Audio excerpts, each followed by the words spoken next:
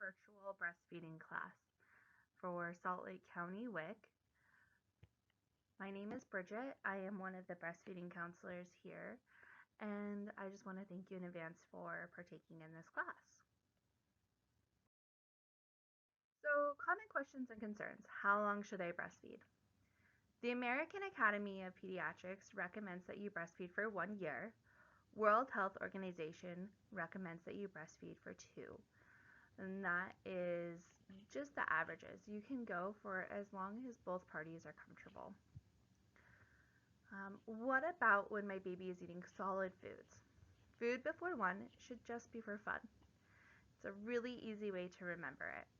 Complementary foods should be introduced around 6 months of age with continued breastfeeding. And so your nutritionist should talk to you more about introducing solid foods. What about when my baby gets teeth? So here's kind of the cool Mother Nature intended way of preventing anybody from getting bit, is that when a baby is actively nursing, their tongue actually goes out and over their bottom teeth. So if they were to bite, they actually bite themselves first. One way to be aware of this and to prevent it during teething is make sure your baby's actively nursing. If your baby's just sitting at the breast while they're teething, then they aren't protecting you as much. And you can just simply unlatch your baby, and when they're ready to eat more, they will get back on. I can't eat a perfect diet. No one can. It's fine. Just keep in mind, as long as you're eating and drinking to thirst, you're okay. The really nice thing is with WIC, we actually help provide nutritious foods. So you can take advantage of those nutritious foods that we offer, and that will help enhance your diet. And I don't have enough milk. I hear this one all too often. The biggest thing with this is just keep in mind that breast milk is a supply and demand. So the more you demand from your body, the more your body will make. Now, if somebody tells you to pump to try to increase your milk supply, it's not about the quantity that you get out. It's about the stimulation. You're telling your body, hey, I want more milk.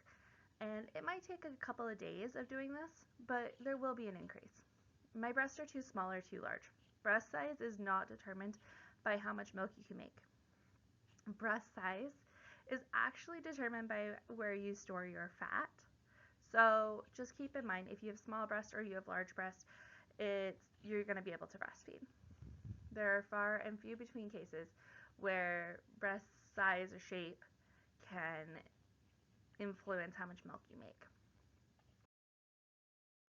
So benefits to baby. There's a lot of benefits for a baby of breastfeeding. It's more than just nutrition. So it's going to help reduce the risk of gastrointestinal problems. Things like diarrhea are going to have a reduced risk. SIDS, which is sudden infant death syndrome, is reduced by breast milk. By just breastfeeding your baby, you're increasing their likelihood of living. I mean, good things. Asthma, allergies. Actually, let's go back to asthma. So with asthma, if you have asthma or your partner has asthma, just by breastfeeding, it reduces the risk of your baby having asthma by 47%. 47%. That's a really high percentage. And if you have asthma, you know how much asthma sucks. And so this is something you can actively do to help your baby. Now let's go forward to allergies. Allergies, again, something that's not fun to deal with. And you can reduce the risk of your baby getting allergies just by breastfeeding. Ear infections.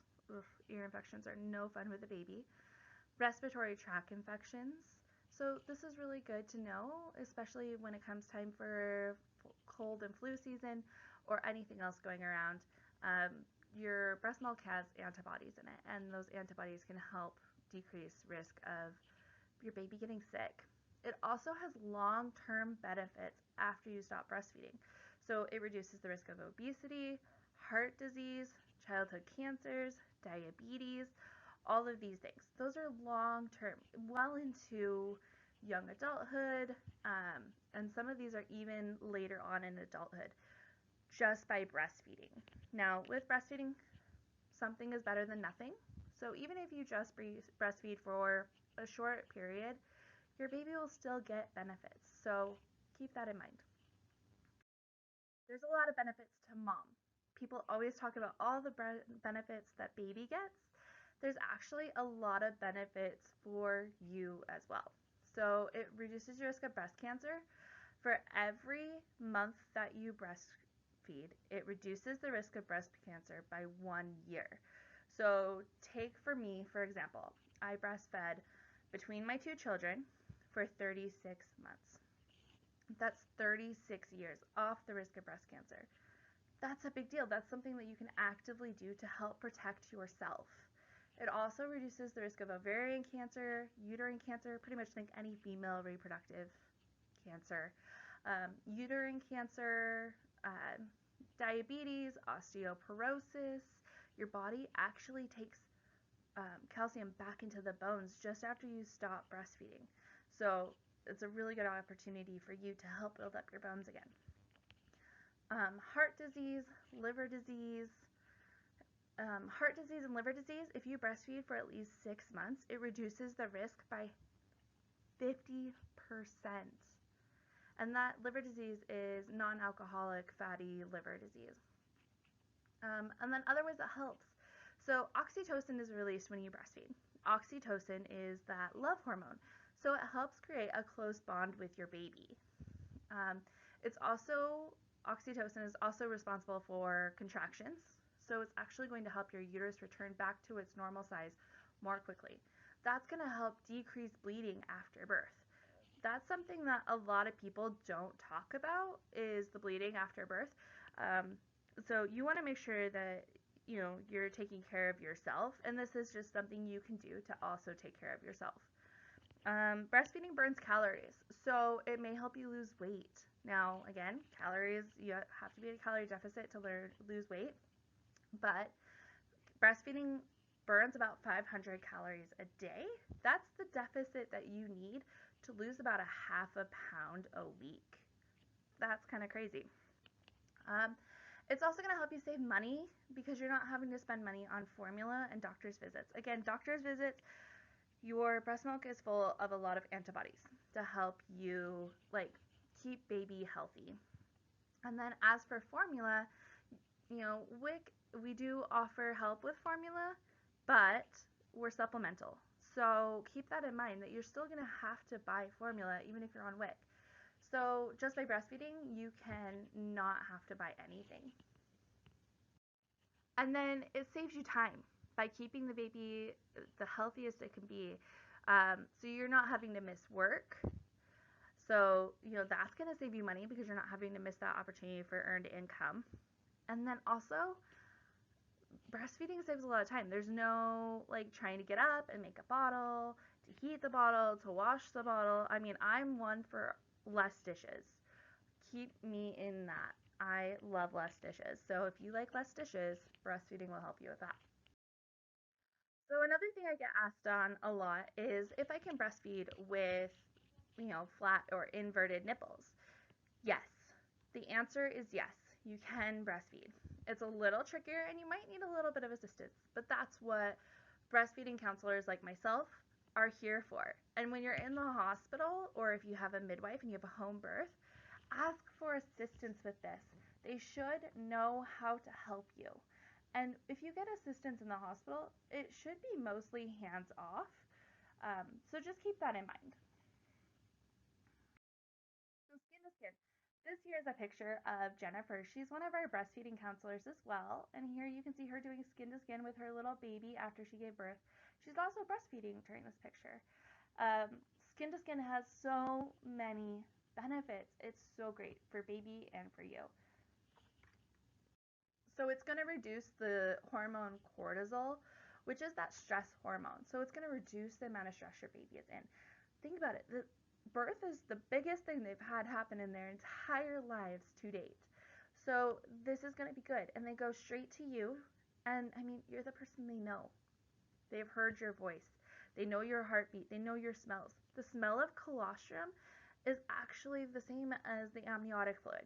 So, have you ever smelled a candle and it smells like somebody or reminds you of a place and it comforts you? That's going to be the same thing for your baby. And with skin to skin, it should help your baby latch. Babies will latch within the first 96 minutes unassisted. If you place a baby on the stomach, they'll actually kind of crawl up to the breast. So it's really cool. Skin to skin also helps regulate temperature better than those incubators. It's also going to help regulate blood sugar because, they're right next to their food source. It's also going to regulate heart rate and oxygen levels. So that's all really great things. So have a plan to breastfeed and make it known. Here at WIC, we have some breastfeeding plans just already pre-made up. If you want one for an idea, we have them available. But make sure you tell everybody that you're wanting to breastfeed. Tell your doctors, tell your nurses. Nurses change shifts. Tell the new nurse. Make sure everybody knows. I even made up like a little 3x5 note card that had, I'm a breastfeeding baby. Please don't give me a bottle or a pacifier. The reason you don't want to give a pacifier in those first few weeks is you really want your breast milk to get established. And just by having baby at the breast, you're giving that demand. And that will help your body to know to make more milk. All right, so when your baby's first born, their stomach is really small. As you can see, day 1, it's about the size of a marble. That's not large at all. Colostrum. You guys all have colostrum. You start producing colostrum from 16 weeks to 22 weeks, somewhere in there. You might even start leaking. Normal, don't freak out. It's also normal if you don't leak, okay? It's just everybody's different. And then it'll take your milk, your colostrum, about 3 to 5 days to transition to mature milk. Now, the reason why I say transition is because colostrum is milk. Don't let anyone fool you. Your milk never actually, quote unquote, comes in because it's already there. So as your milk transitions into mature milk, your baby's stomach actually starts to get larger. So day 3 here with that green ball is around day 3 to 5, okay? And you'll start to see that the baby's poos will transition as well. So if you look over here at the diapers, you can see that day 1 is kind of that black tarry meconium, okay? That stuff is sticky, okay? Don't be fooled. And then at day 3 to 4, you can see that it's that greenish color. Again, day 3 to 5, it should start to transition to this greeny color. And then by day 5 to 6, it should be that yellow seedy as your mature milk transitions. Now, breast milk poo doesn't stink. It has a distinct smell, but it's not, oh my gosh, what died, okay? Keep that in mind. By day 10, it's about the size of an egg, okay? Now, that continues. Your baby's stomach just gets a tiny bit bigger, and then it starts to slow down in size. So just keep in mind that if you're seeing it come out, it's going in, right? So count the diapers. After day 5, it should be 6 or more diapers a day. One of the best tips I've ever heard is to take a stack of 6 diapers and set it aside. And then that way you go through those 6 diapers, and by the time you're done with that, you can stop counting for the rest of the day. If you're going somewhere, diaper bags have a lot of pockets. Take the extra diapers beyond those 6, put them in a Ziploc. Anyone else who goes to change the baby for you, score, but anyone else who goes to change the baby will automatically go for the diapers that are not in the Ziploc before they go for the ones in the Ziploc. We are creatures of ease. Okay, so, and just know that there are a lot of these tracking apps and devices. Again, you don't have to worry about that. As long as you're having 6 or more diapers a day, and they should be that yellow seedy color, you should be good. Okay, and that's after day 5. Now let's talk about that transition from colostrum to mature milk. You more than likely, not everybody, but you'll more than likely experience something called engorgement. Engorgement is where your body is like, oh, hey, look, we had a baby. Let's make enough for triplets. So you have a huge amount of milk. If you have IV fluids, then you'll also have that interstitial fluid from the IVs. And so you might experience even more engorgement. Okay? So with engorgement, I want to talk about how to handle it, what to do. I want you to be prepared. Okay, so massage first. That's going to help kind of relax everything, break up everything, really help kind of get that fluid ready to go. You might even notice as you start to massage, you start leaking. That's okay. Warm, moist heat is going to help relax everything and get it going. So, one of the best tips I've heard for warm, moist heat is to take a newborn diaper, clean, obviously, and then run it under water and put it in the microwave until it's just warm. You don't want it to be so hot that it's going to burn you, but each individual is going to be different on what they can tolerate. So, make sure you're not going to be burning yourself. Then take that diaper and you can do, fold it up like you would fold up a dirty diaper, and then you can do warm massage with that diaper, and it really helps. Then you're going to feed baby. Make sure you feed baby frequently. Feed early, often, and on demand. That's really good practice. And then after you've fed baby, you're going to put ice, and that's going to help reduce any of that swelling and inflammation. The other thing that you can do is work with your body. So your body has lymph nodes in its armpit. And what you can do is as gently as you would put on eyeshadow, so you're not pushing hard, right? You're going to stroke your breast from your nipple to your armpit. And that's going to help work with your body to kind of remove that excess fluid. Okay? Now, engorgement only lasts a couple of days. And you might notice that, all of a sudden you feel like your milk supply is going down. That's not the case. Your body is just realizing that maybe you didn't have triplets, you had one baby, or maybe you had twins. Okay? So your body will kind of reduce that engorgement. Okay? Also, around the 12-week mark, you may notice that your breasts feel a little bit softer. This is another time people get really concerned that they don't have enough breast milk. Also because it coincides with a growth spurt, which we'll talk about later. But just know that it's just your body kind of like getting used to what it's doing. It's like, oh, I got this. You still have milk. It's okay. You actually don't want to wait until your breasts are full to be breastfeeding. Again, supply and demand. Think about a cup. If I have a cup and I go to fill it up, as I get closer to the top, I slow down how much I'm putting into that. Your body will also do the same thing. As your breast starts to get fuller, it'll slow down production. If you want to keep production flowing, imagine that there's a hole in the bottom of that cup, aka your baby drinking. Okay?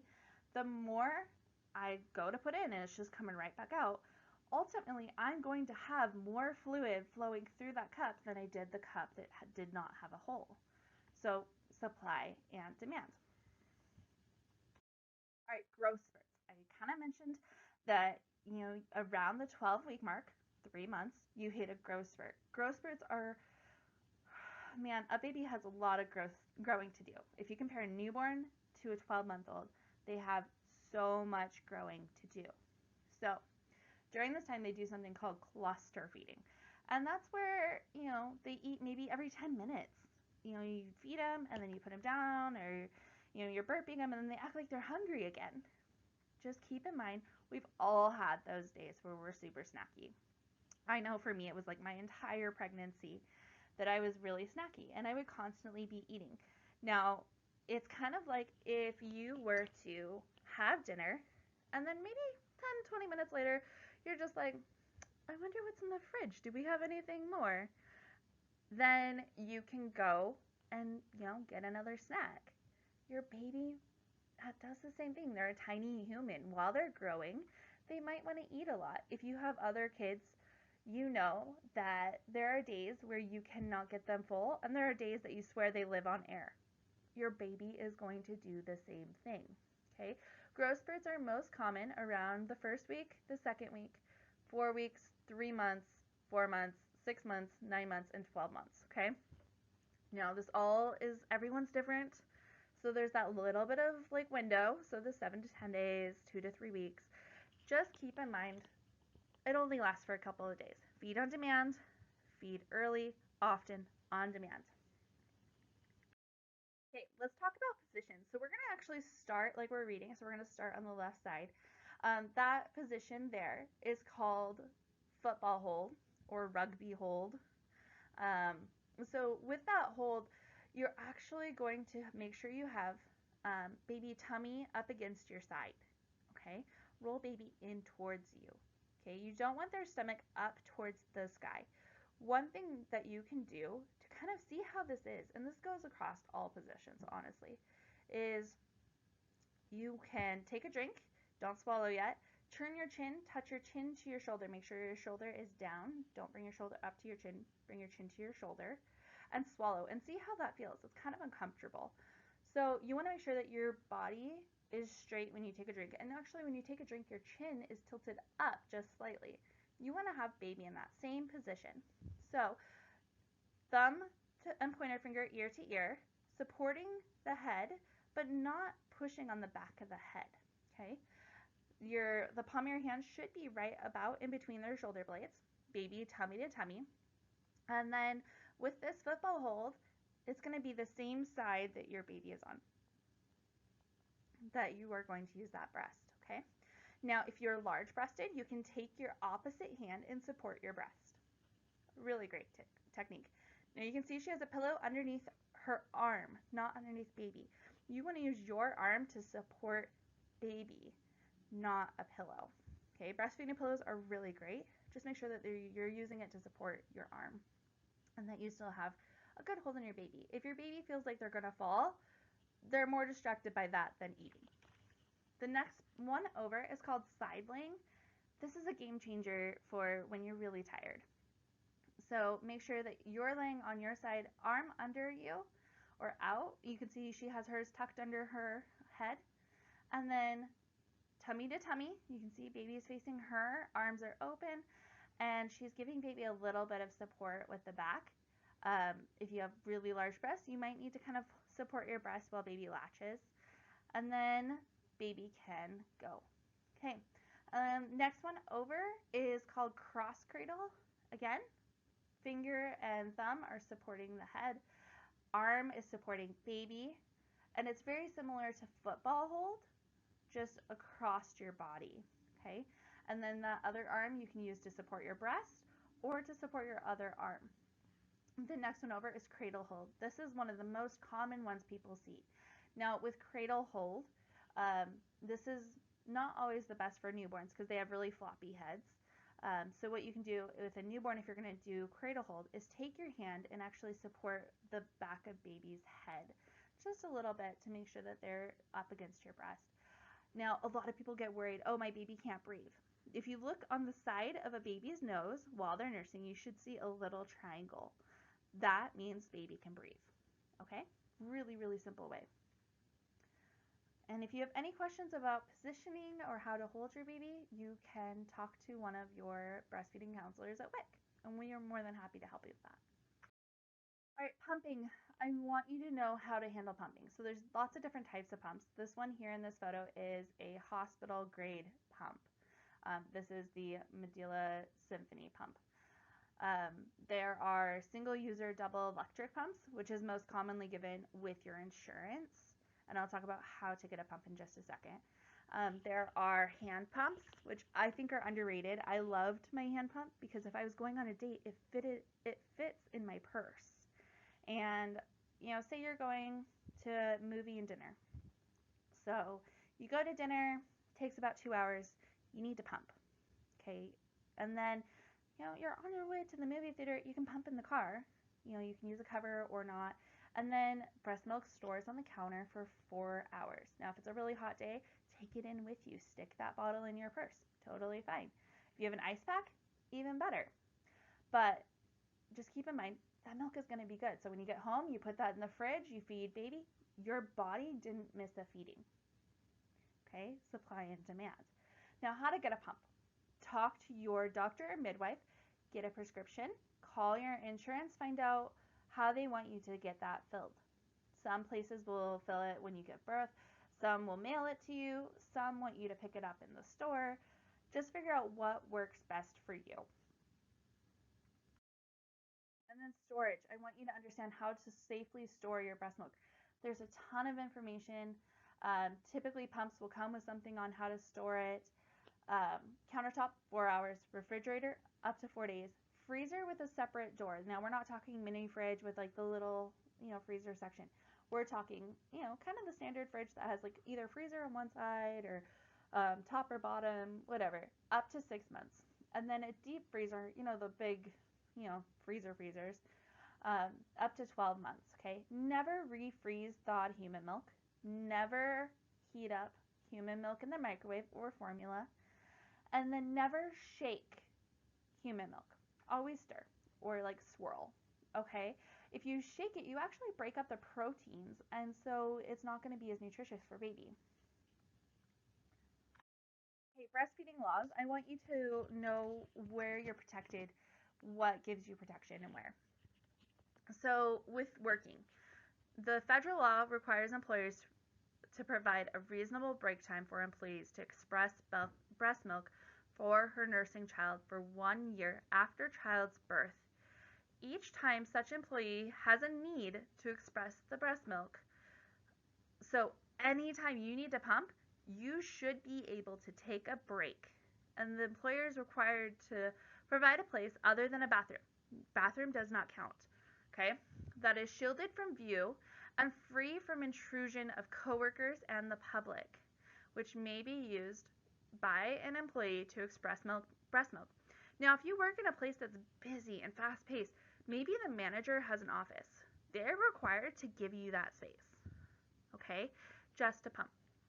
Now, benefit here, you can snack or play on your phone or whatever while you're pumping.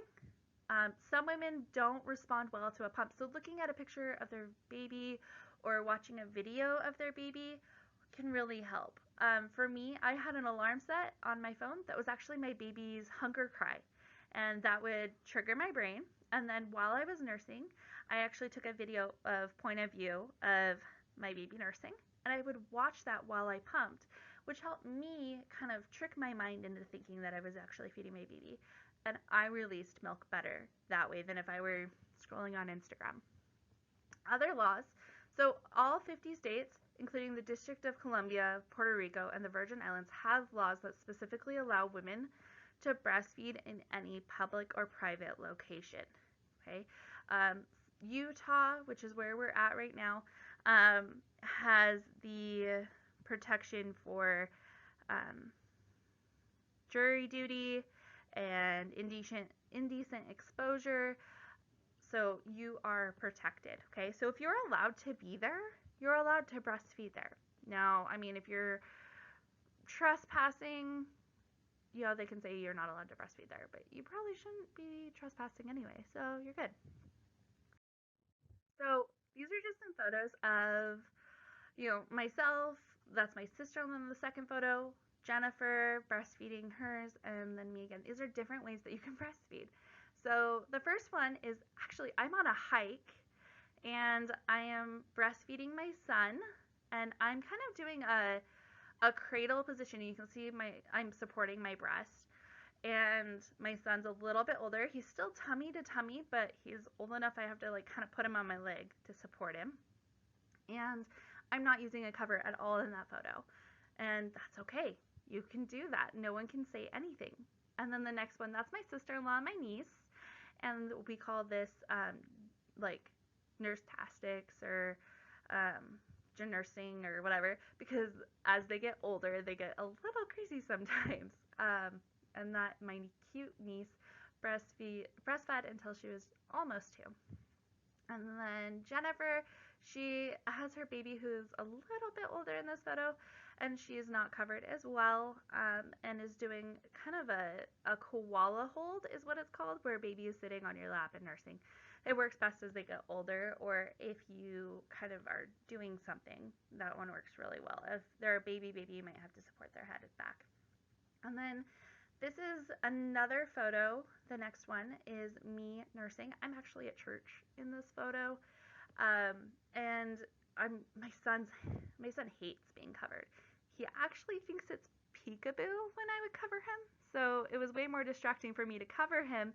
He would pull off my cover and yell boo, and I would be exposed and everything. So what I would do is I would cover quickly while I latched him and then uncover. This is a blanket from the hospital.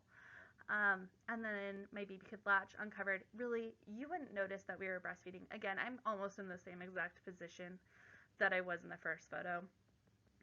He tended to do really well with that.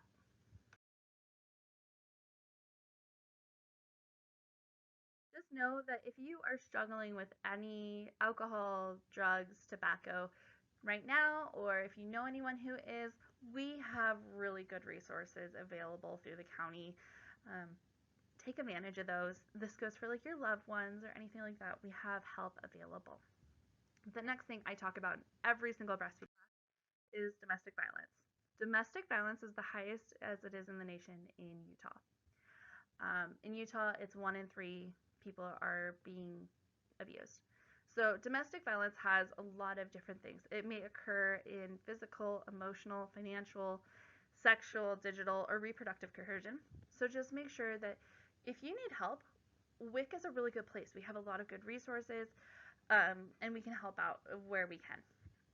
If you think that you are in danger at any point, please call 911 immediately. And it's not something to ever be scared of. Again, it's 1 in 3. So, more than likely, you know somebody who's been in a situation that's domestic violence. All right, from this point forward, we just have some sources for the slideshow. If you have any questions or concerns, feel free to reach out to us. We love to answer these questions. Please don't ever feel like they're an inconvenience or a question is silly or any of those things. That's what we are here for. We love to help with that. We love to answer these questions. Um, and, we are here to help if you run into any problems. We are here. And I think that's the biggest thing for you to know is that we want to help you. And I would like to thank you for watching this presentation. Again, if you have any questions, reach out to us. Thank you.